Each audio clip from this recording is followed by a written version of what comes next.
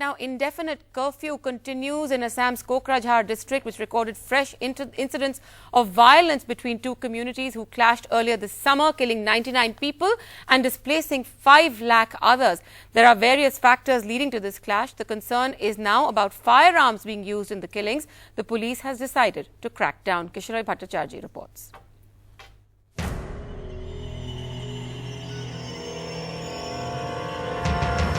On the night of Diwali, 35-year-old Shaira Begum was sitting for dinner when she was shot dead by several rounds of bullets.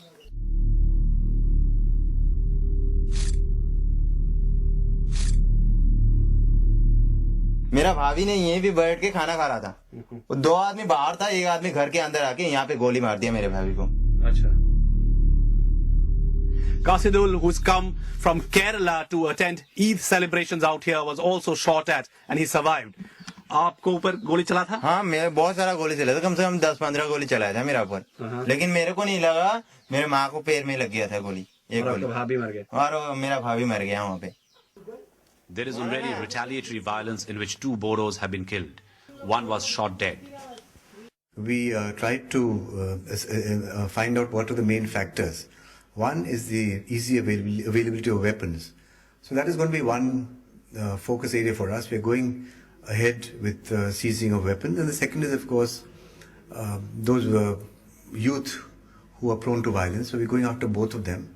Hopefully we'll contain it. Given the fact that the area is heavily weaponized, the administration admits that effective and sustained policing has to be put in place, besides the temporary measures to contain the violence. The source of this clash between the more indigenous Bodos and Bengali-speaking Muslims, who are seen as outsiders, lie in the issue of land. But it is the easy availability of weapons that is fueling this unending cycle of violence. With camera person Sanjay, in Kokrajhar, Kishorai Bhattacharjee for NDTV. Right, well, Kishorai Bhattacharjee now joins me live from Kokrajhar for the latest on this. Kishorai, we're reporting the curfew, we're reporting this new worry about firearms being circulated over there possibly. What's the situation like there tonight on the ground? Well, Maya, I think, there is a lot of fear. I wouldn't say panic, but also anticipation of what is, awaiting, because this is a festive season. It was the day after Diwali.